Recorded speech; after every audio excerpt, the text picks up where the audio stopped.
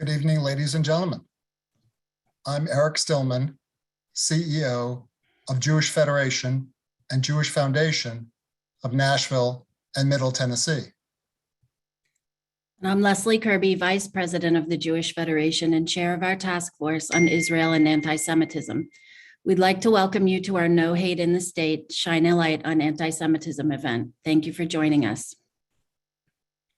On behalf of the 4 Tennessee Jewish Federations in Chattanooga, Knoxville, Memphis, and Nashville, we welcome you to this nonpartisan, non-political event.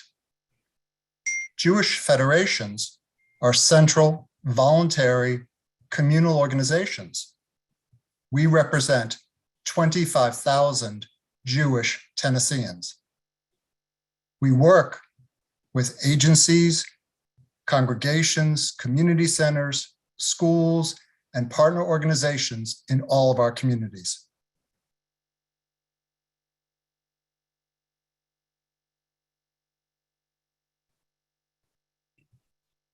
For this program, we wanted to reach out to our non-Jewish friends and neighbors to shine a light on anti-Semitism.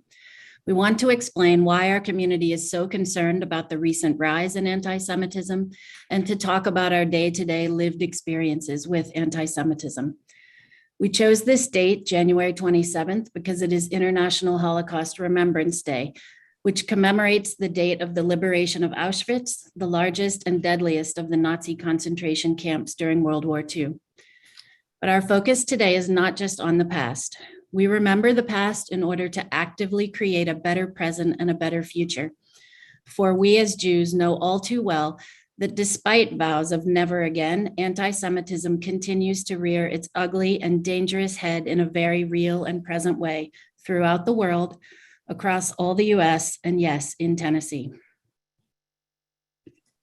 The disturbing rise in anti-Semitism in this country has been marked particularly in the past 4 years.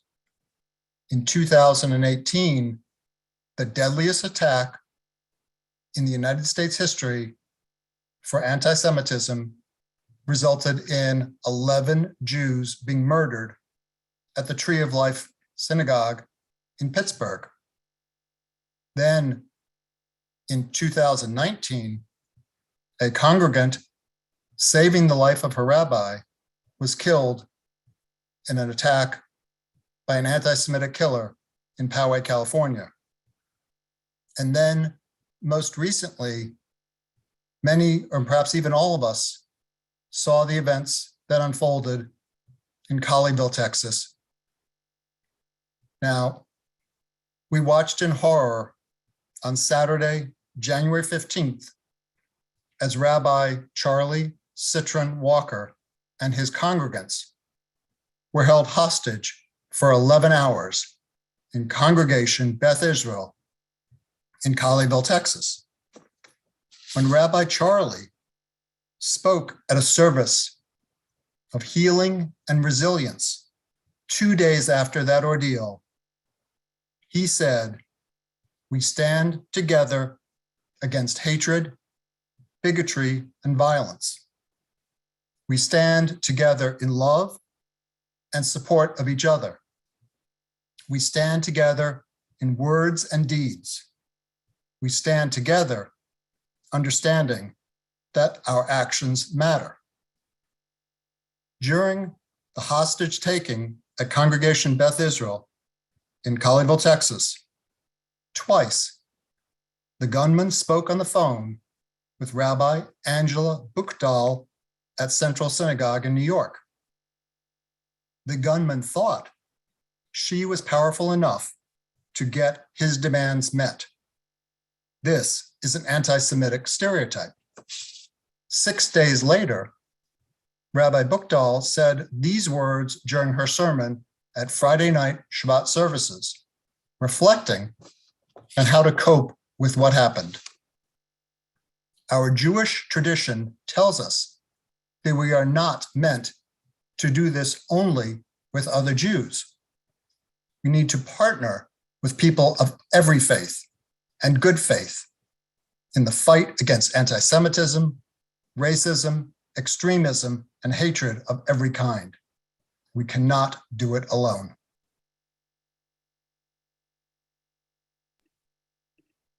The statistics from the FBI and ADL on the rise in anti-Semitism are distressing and eye-opening, but they don't tell the full story. As Eric just indicated with the examples he used, anti-Semitism is not an abstract concept, and it's not something that just happens in other places. No hate in our state is an aspiration. It is not yet the reality in Tennessee. We currently live in a state where children playing in a soccer tournament have anti-Semitic comments hurled at them, not just by opposing teammates, which would be awful enough, but by those teammates' parents yelling at them from the stands.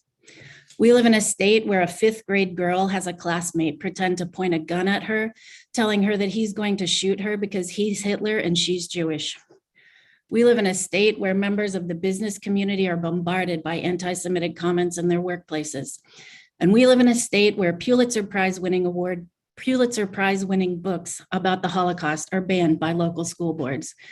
There is hate in our state.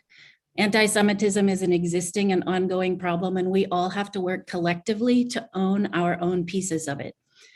The current hyper-partisan environment in our country does a tremendous disservice to everyone fighting anti-Semitism and other forms of oppression. The rush to call out bad behavior on the other side often blinds us to our own group's transgressions. And have no doubt, anti-Semitism exists on all sides and in every level of our political spectrum and lives. Anti-Semitism thrives when we only call out that bad behavior of the other side and make excuses or ignore that same bad behavior when it's perpetrated by someone we care for, someone we respect, or someone who meets our political needs.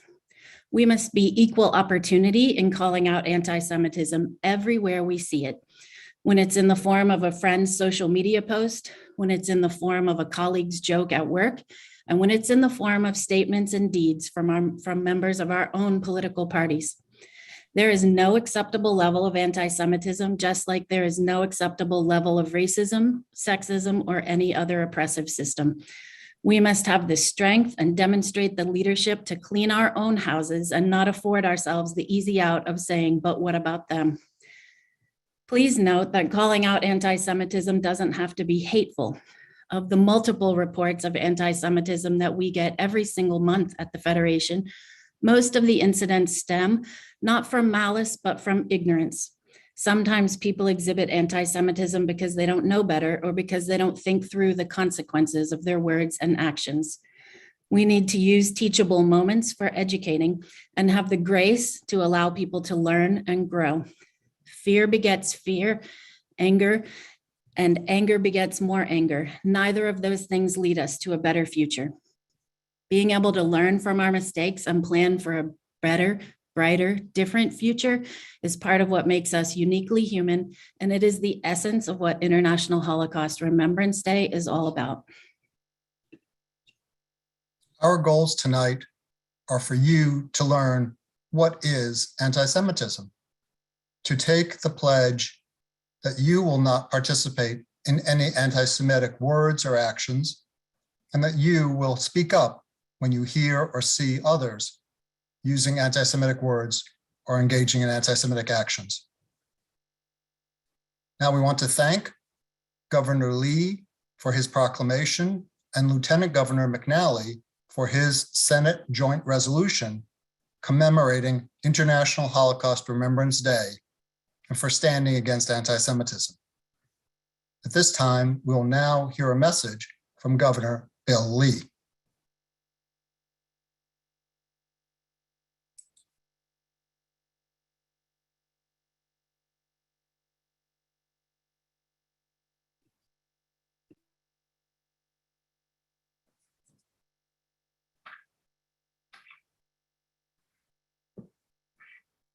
Tennessee, on this Holocaust Remembrance.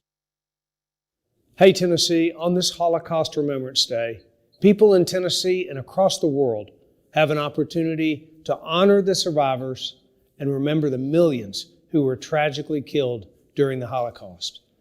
Though the Jewish people have faced immeasurable persecution and adversity throughout history, they remain strong and faithful. As we honor these courageous men and women, we have a chance to ensure their stories are carried on for generations, all while remaining vigilant against anti-Semitism and acts of hate today. Tennessee is committed to supporting Israel, and I'm honored to take part in this time of remembrance.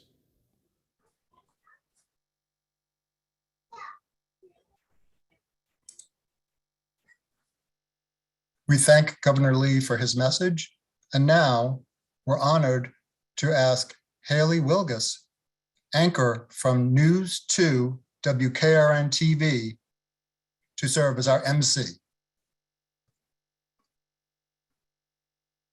Thank you, Eric and Leslie, and thank you for sharing that message. I'm honored to MC this event on a day that is so important, but also at a time in our nation and in our world that this message is so important. So I thank all of you for taking the time to come together for this event tonight. And our first speaker this evening will be Representative Jim Cooper, Congressman for Tennessee's 5th District. Representative Cooper, welcome. Thank you so much, Haley. I would like to just second everything that Leslie Kirby said. Her remarks were awesome. Let me be blunt. Anti-Semitism is alive and well in Tennessee today and in America. You know, we were only this close from the Colleyville incident being even worse massacre than at the Tree of Life. It's outrageous what the McMinn County School Board did in banning the book Mouse, a Pulitzer Prize winning book. It's outrageous that a Jewish couple in Tennessee was not allowed to adopt a baby by a Christian adoption agency. It's really shameful what's going on here today. And my major message is this: don't play with fire. Now, we're largely preaching to the choir here today, as Christians would say, but there's so many Tennesseans who don't realize they're playing with fire. And the dry tinder that's out there that allows a spark to grow into a flame and then a bonfire and then a forest fire, it's there. Now, people don't like me talking about this, but almost 100 years ago, it was a Pulitzer Prize winning book by Henry Adams. He was descended from presidents. He knew politics cold. And he said that all politics is the systematic organization of hatred. Well, this isn't really taught in political science departments. I wish we didn't have to teach it. But there are a lot of my colleagues out there in both parties who are playing with fire, who are playing with hatred, hoping it will elevate them to higher office, hoping that'll get them reelected, hoping that it'll, somehow release the anger, but they're fueling the anger. And as has been present on this call, don't let that happen. Stop it when it starts. Don't repeat bad stuff. Don't let other people repeat it. And Leslie's most important message was be gentle and charitable when you do it. That's so important, that we do not fight fire with fire. So thank you for letting me participate. Nothing is more important than stopping hate. It's rampant in our society. I've been in politics for almost 40 years. I've never seen it worse than it is today. Thank you. Thank you, Congressman Cooper, and thanks for sharing that this effort really starts with each one of us. So something to remember this evening. Now we're going to welcome our next speaker for our event, Dr. Van Newkirk, President of Fisk University. Dr. Newkirk, welcome. Thank you.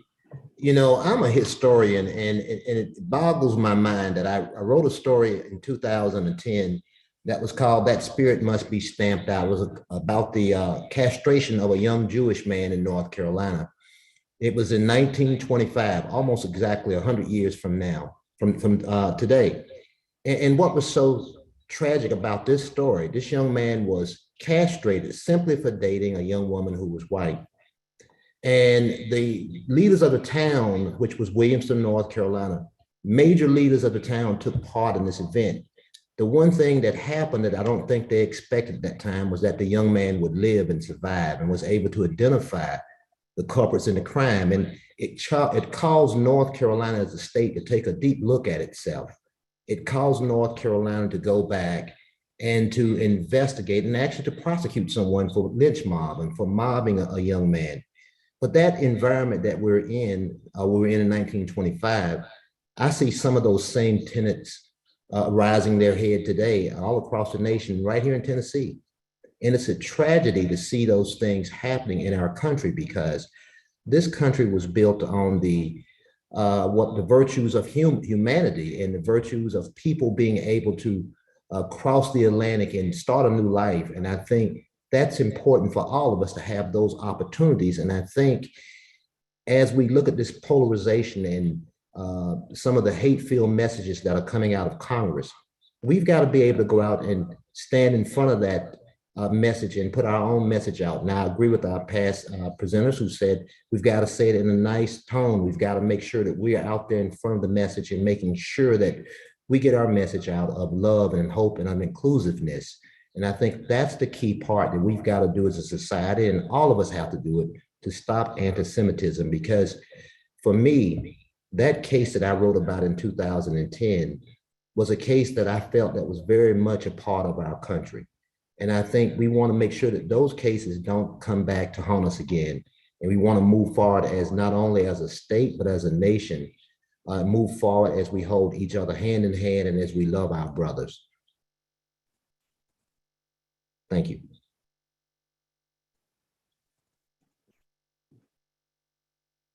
Thank you, Dr. Newkirk. And now there's a moment for all of you to participate. We are going to ask a poll question for everyone attending this evening. And the question is, have you or someone you know personally experienced a direct incident of anti-Semitism? So we want you to make your voices heard in this poll this evening.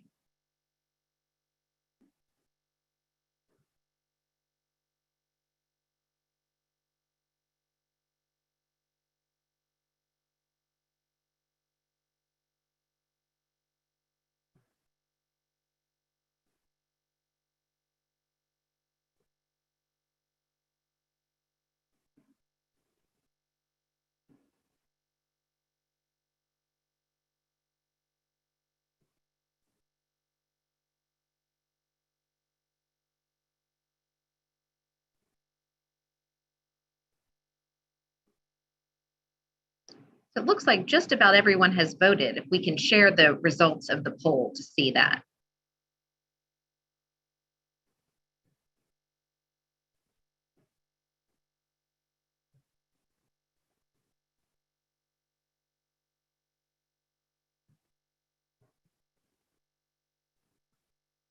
Not sure if everyone can see on their screen, but I can see on mine that looking at this poll, which again, the question was, have you or someone you know personally experienced a direct incident of anti-Semitism? And in our poll, unfortunately, 78% of people voted yes. So something as a reminder to think about how many people have experienced that, something to think about tonight as we go forward after this event, working to stop that. I want to thank you all for participating in our poll this evening. We're going to move on to our next message for this evening. This message is from Senator Bill Hagerty.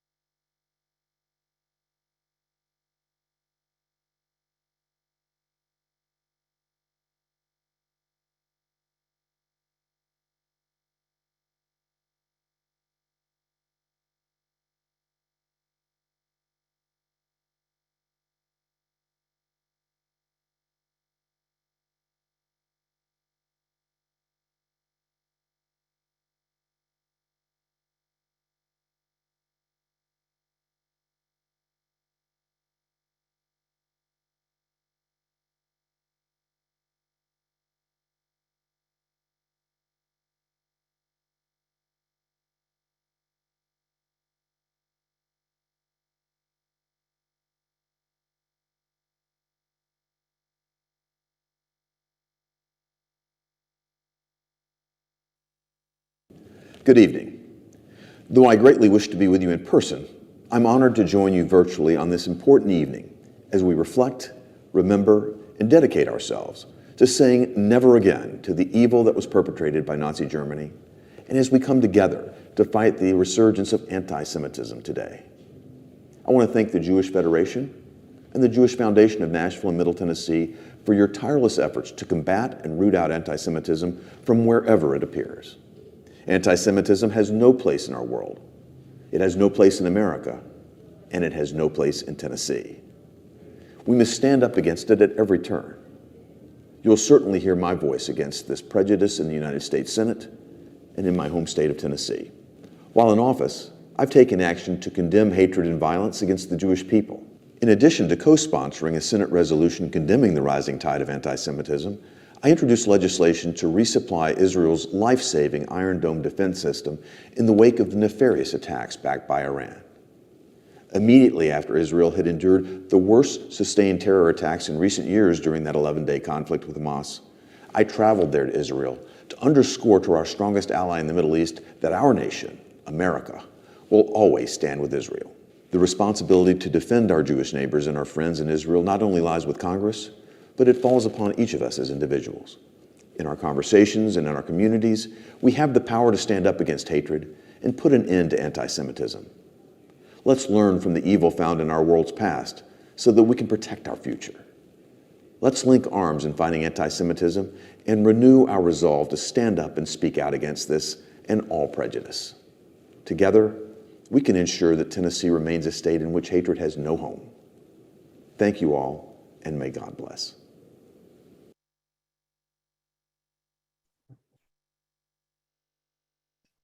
We will now hear a message from Senator Marsha Blackburn.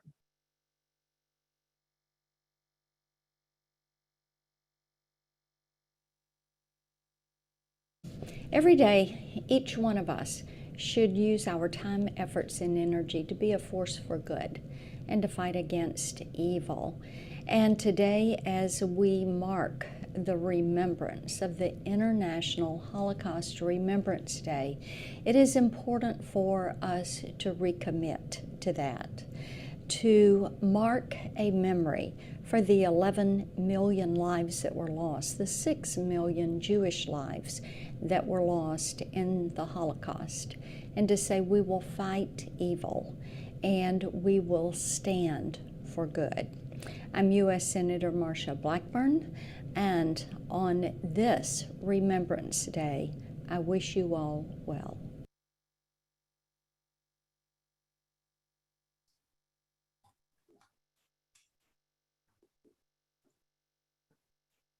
And we thank Senator Blackburn for sharing that message with us tonight. Now we have another speaker this evening, Dr. Greg Jones, president of Belmont University. Dr. Jones, welcome. Thank you, Haley. It's a great honor to be able to participate in this important event. My own journey with anti-Semitism actually came from one of my close friends as a young person, a Jewish friend whose grandparents had died in the Holocaust. And I didn't understand what was at stake, why that had happened. And it set me on a journey of learning and reading and eventually traveling to visit Auschwitz, Dachau, many other places, as including the Holocaust Museum in the United States. As a professor and as a Christian pastor, teaching about the Holocaust to students and engaging in the deeper questions about how such a thing could happen. It's one thing to say never again. It's another thing to discipline our habits, our language, our commitment to make sure that we stand against it in all that we are and in all that we do. As an educator, I'm troubled by the fact that it continues to rise, and despite the books that have been published and the movies that have been appearing, there's a resurgence of that hatred. I want to lift up 3 words that I think are very important for us as we think about the future. The first is embrace. It's important that we think of other human beings in the context of an embrace. It's not enough to simply talk about tolerance or saying no. We actually have to take a more proactive stance of embrace, of having our arms reaching out, particularly to Jewish brothers and sisters, and to say that we welcome, we embrace you, and we want to get to know you. It's an important component of what it means to engage in the common good is not simply to acknowledge or tolerate or to speak out. It's even more important to develop relationships and to cultivate that sense of embrace. The second word is language. I've been troubled not only by the acts that Eric and Leslie talked about so powerfully and poignantly, the murder at the Tree of Life Synagogue, the episode in Colleyville that was such a tragic event that could have been far worse. I've been troubled by the increase in loose language, undisciplined language, the bad analogies that have compared dimensions of our pandemic to the Holocaust, and recently even invoking Anne Frank. As someone who's visited the attic where Anne Frank lived, I was horrified at anybody comparing to what she endured in the midst of Nazi Germany to what any of us are experiencing in the midst of this pandemic. We have to be very disciplined about our language. We have to be very careful with whatever analogies that are drawn, and we have to preserve that sense of the dignity of human beings and of our relationships. If we're not careful with our language, it will easily slide into that kind of destructive behavior. Words matter as much as anything else. We need to be careful with our language, especially in relation to anti-Semitism and in relation to the Holocaust, especially on this Holocaust Remembrance Day. The third word I want to evoke is friendship. It's not only about embrace and about being careful with our language, it's forming unlikely friendships, especially with Jewish brothers and sisters and with other people who are unlike you or me. If you're Jewish, it's forming unlikely friendships with people who are different from you. It's a way of getting to know the deeper story, the longer memories. I remember when I was working at a catering service while I was a college student, and I would be making hors d'oeuvres in the morning before we went to cater the party in the afternoon. The woman who most frequently stood across from me as we made hors d'oeuvres had a number on her arm that I then eventually discovered was her concentration camp number. I didn't quite know how to talk to her about it, but we developed a friendship as we would stand across from each other. And I began to just ask her questions and to explore her life. It was painful for her to talk about that history. She eventually told me that she hadn't talked to many people about it. She said, "But you have become my friend, and so I can share." I was honored that she took me into her confidence to talk about that painful, horrifying time in her own life. And that friendship became something that I live with every day as I think about her. And I think about what I've learned from her. When I teach Elie Wiesel's Night or other books, or when I show Schindler's List or talk about the events, I have friendships like the one I had with that woman in mind and in view. It disciplines my language. It helps shape my imagination, and it helps me develop a sense of embrace. As a Christian pastor and as an educator, I want to do all that I can, not only to stop anti-Semitism, but to cultivate that sense of embrace and disciplined language and friendship that enables all of us to be better people and to promise not only never again, let's find better paths forward.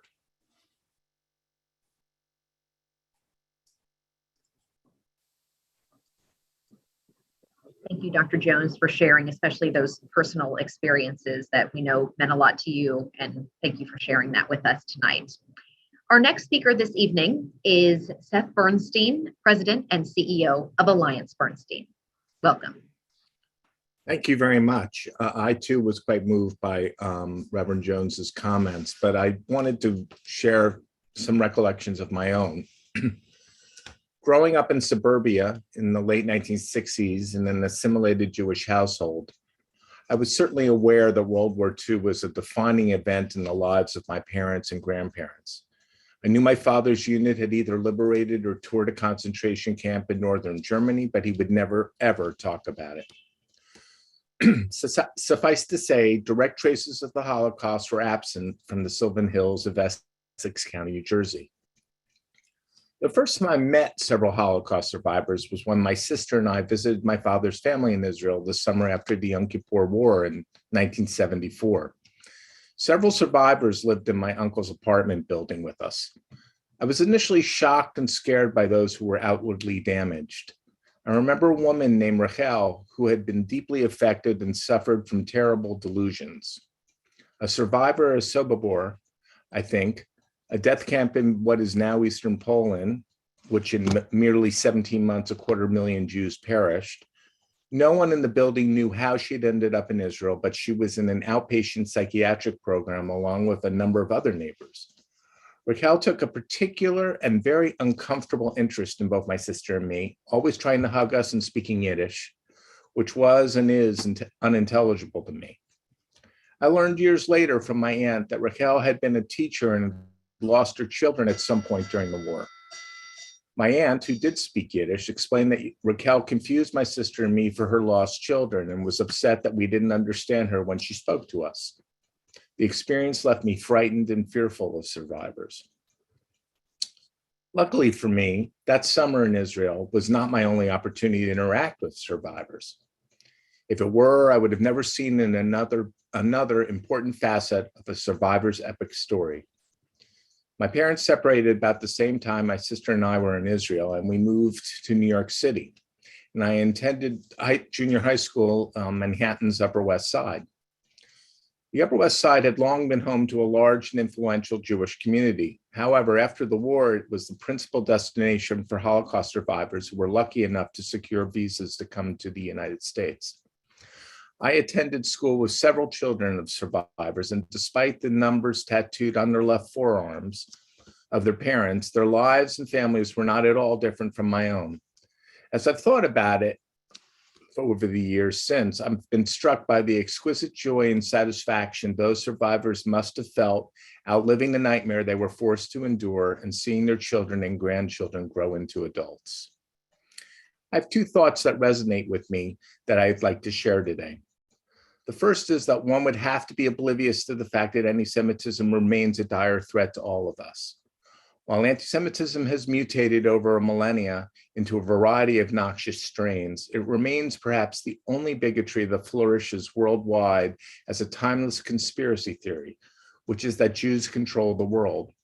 What else could Louis Farrakhan, David Duke, Ali Khamenei, Viktor Orban, and possibly have in common? A writer, Yair Rosenberg in The Atlantic, noted that Malik Faisal Aram, the British Muslim fanatic who took hostages at that congregation near Fort Worth 2 weeks ago, thought he could secure the release of Afia Siddiqui, a Pakistani neuroscientist and reputed al-Qaeda operative serving a sentence for attempted murder of several Americans, by speaking to the rabbi of New York Central Synagogue. He believed the rabbi could authorize Siddiqui's release. Given its toxicity and tenaciousness, we must all be vigilant and stand up against anti-Semitism in all of its forms and wherever it lurks. The second thought I have is that sadly, while coined to describe what occurred to the Jews in World War II, genocide continues to occur across the globe today. In the past 40 years, the world has witnessed genocides in Cambodia, in Serbia, in Rwanda, and with the Yazidis in Iraq. Tragically, humanity too often has turned a blind eye to such carnage. We as Jews have long been taught that we, in addition to ensuring our own moral, spiritual, and material welfare, have an added obligation to those who are unable to stand up for themselves. The concept of tikkun olam, a commitment to fixing or repairing the world, has been embedded in Jewish religious writings for many centuries. I reflect on this note not only as a Jew, but as president and CEO of Alliance Bernstein, and how I can make a difference within the firm and in our communities. AB firmly condemns all instances of violence, harassment, and hate against any group's religion, nationality, gender, sexual orientation, or race. We must live up to our promise to be a caring community that values everyone. So I want to thank you for inviting me this evening, and good evening.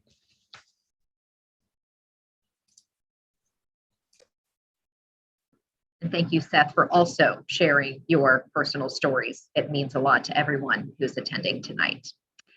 We do have another poll question for our audience and all of our participants this evening. This question is, how concerned are you about the recent rise in anti-Semitism? Enter your votes.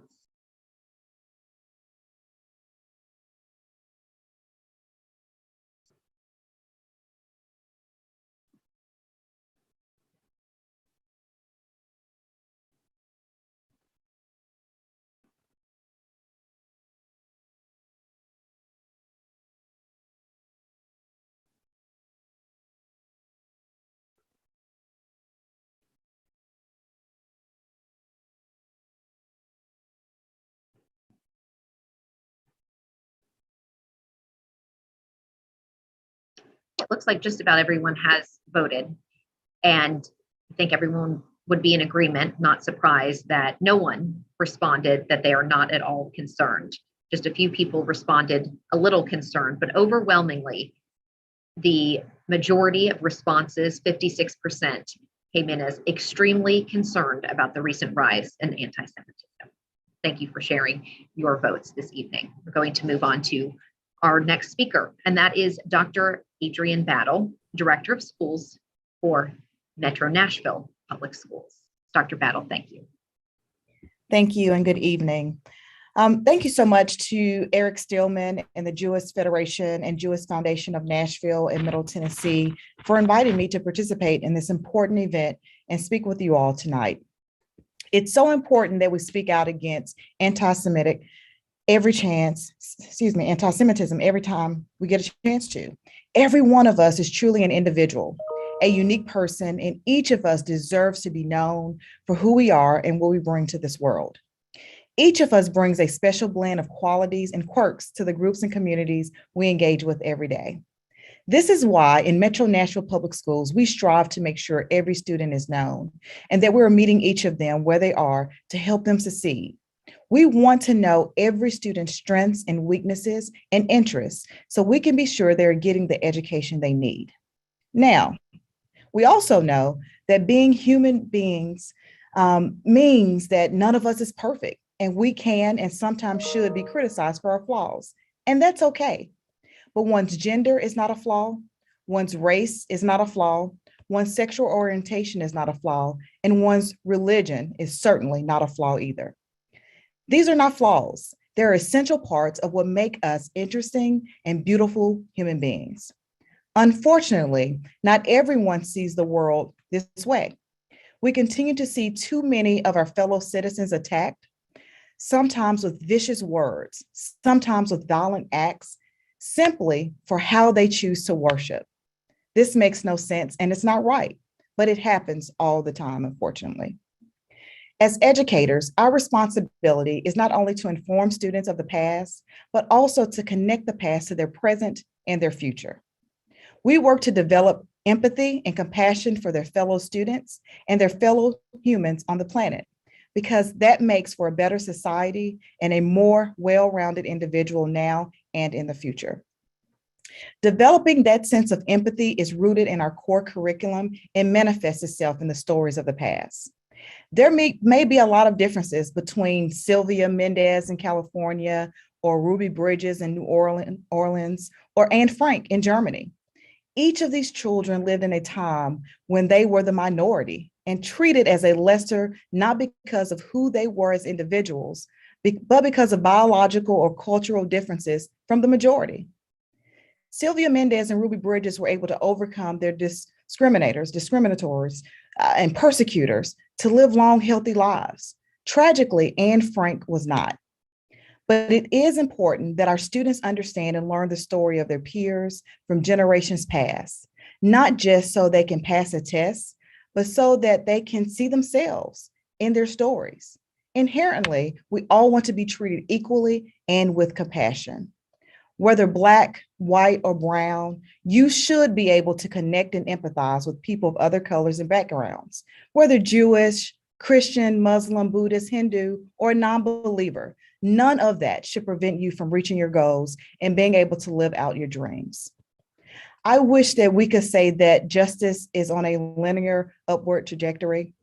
Unfortunately, we've seen in countries around the world, and too often here at home, that long-won rights can be overturned, that hatred and discrimination once seen as socially unacceptable can find new forms of life with coded and sometimes not so coded language that seeks to pit us against each other based on our race, based on our gender, or based on our religion.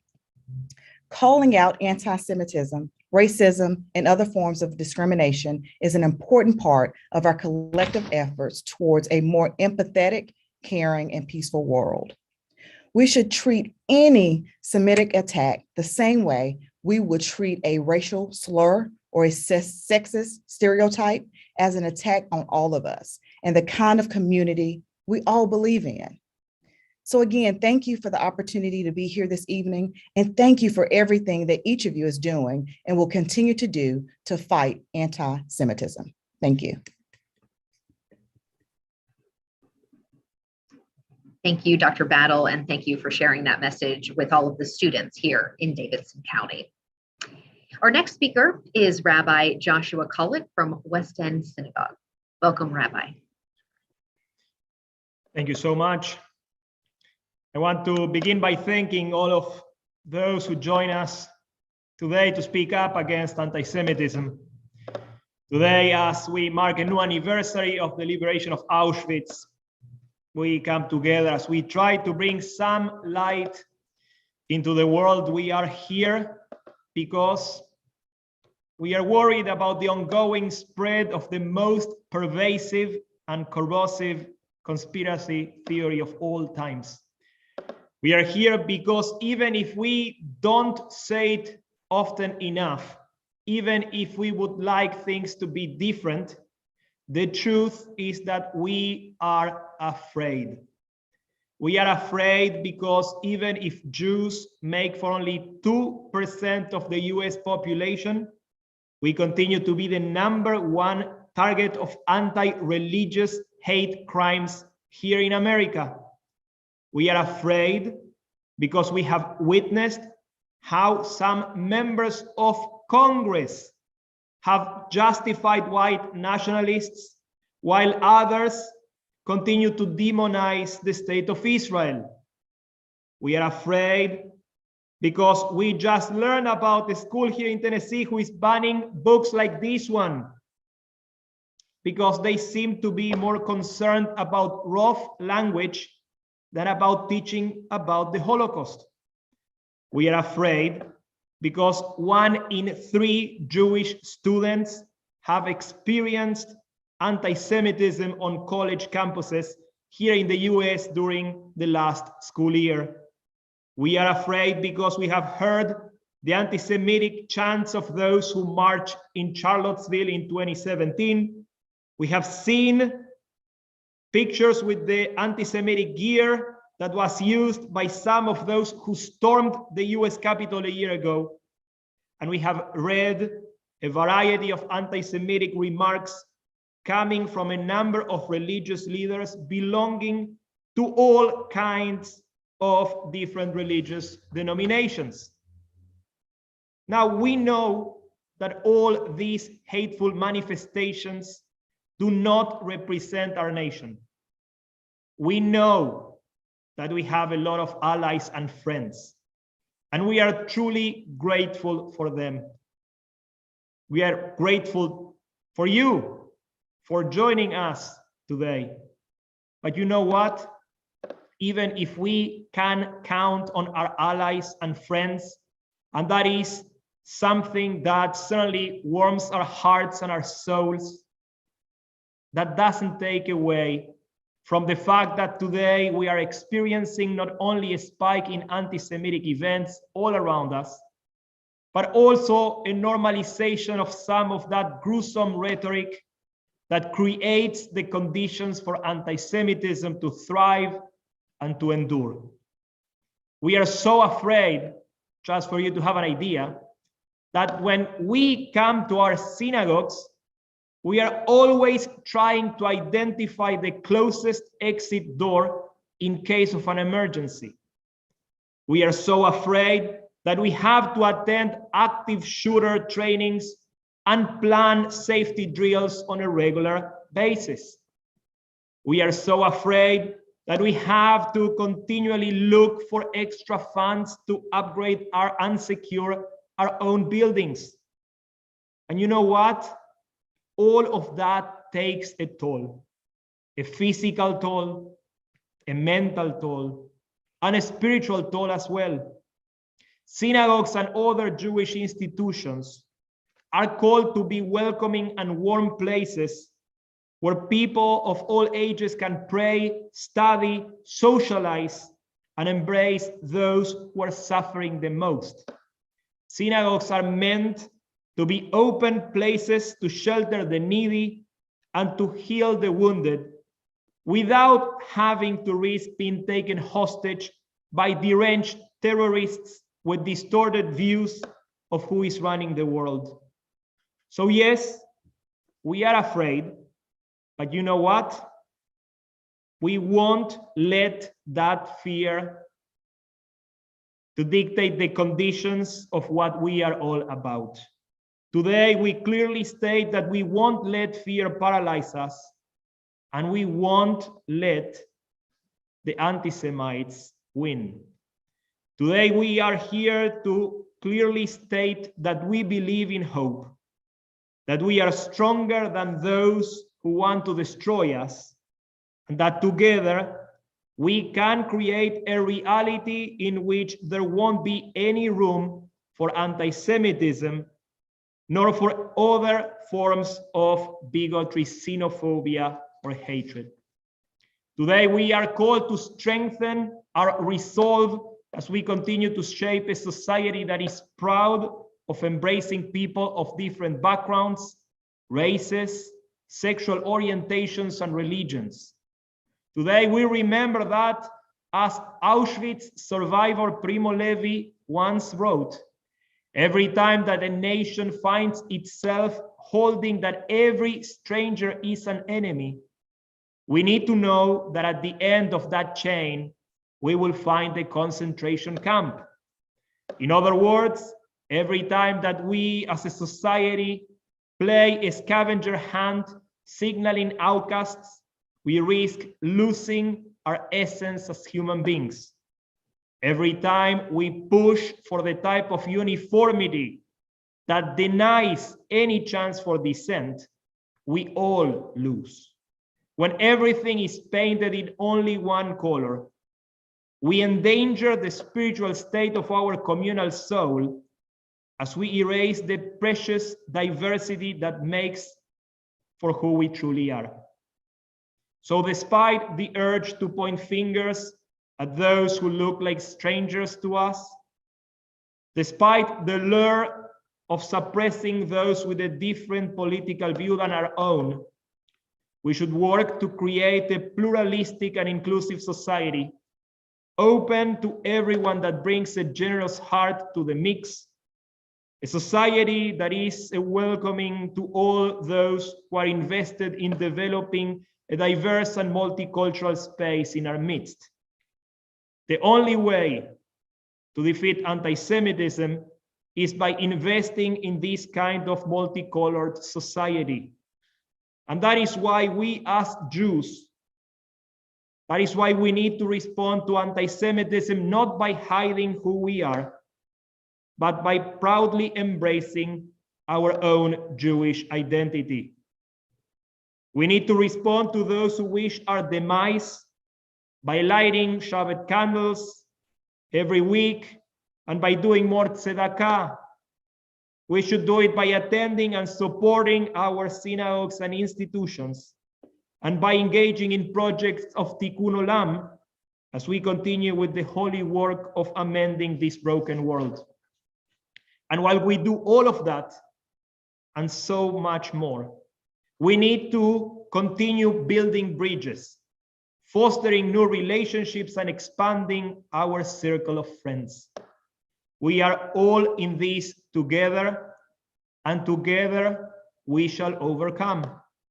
So finally, on a new anniversary of the liberation of Auschwitz, I want to end by quoting words from Elie Wiesel, another Auschwitz survivor and a Nobel Prize winner, who in 1992 wrote the following lines to a group of college students. And now I am quoting from him.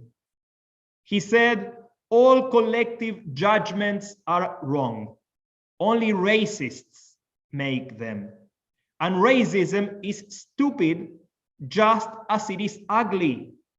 Its aim is to destroy, to pervert, to distort innocence in human beings and their quest for human equality.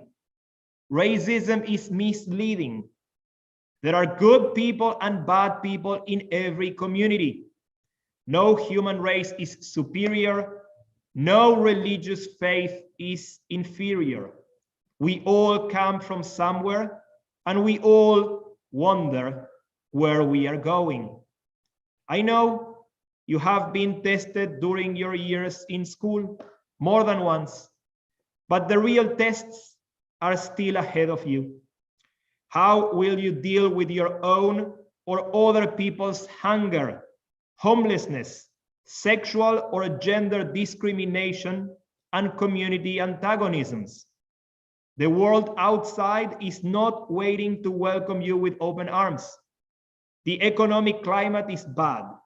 The psychological one is worse. You wonder, will you find jobs, allies, friends? I pray to our Father in heaven to answer yes to all these questions.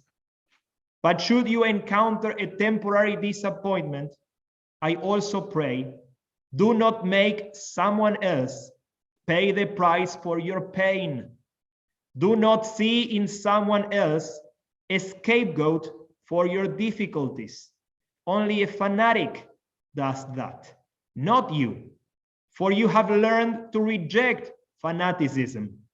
You know that fanaticism leads to hatred, and hatred is both destructive and self-destructive. I speak to you as a teacher and as a student. One is both always. I also speak as a witness. I speak to you, for I do not want my past to become your future. And that's the end of the quote. So today, I also speak to you as Elie Wiesel, because I don't want that tragic and painful past to become our own present or our future. That is my prayer, and that is also my hope. Thank you very much.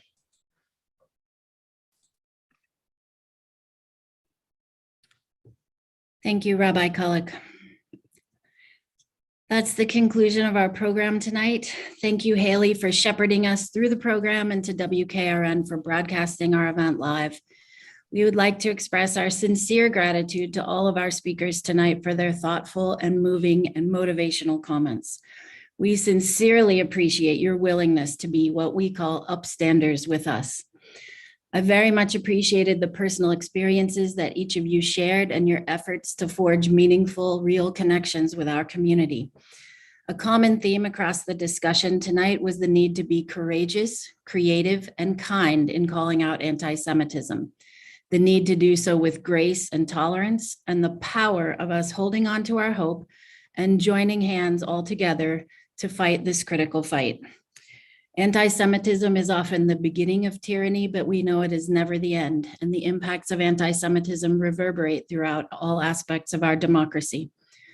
We're gratified that so many people from all over our state joined us tonight. We hope that you've learned more about anti-Semitism in Tennessee, what our kids are experiencing in schools, what our friends are experiencing at work, and as Rabbi Kulik so stirringly described, the fear that all Jews have that one day it will be our synagogue that someone walks into with a gun.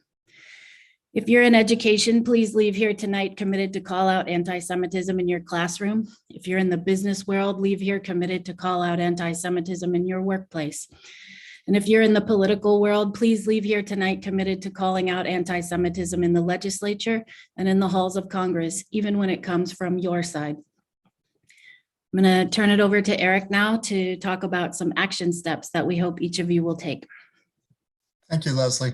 And just as a reminder, at the beginning of the program, I spoke about the 3 goals that we had for this evening, which is for you to become educated about what is anti-Semitism, to take the pledge that you will refrain from any acts or words of anti-Semitism, and that you will speak up when you hear or see anybody else acting or speaking with anti-Semitism. We're going to put up a slide on the screen that's going to show you a link where you can visit. It's www.jewishnashville.org/stop anti-Semitism. Excuse me. You see it right on the screen right there. And you can go there and you will get information, resources to educate yourself. You can take the pledge and you can engage with us to help stop anti-Semitism. Thank you all very much for being with us this evening. It's been an honor to be with you. Good night.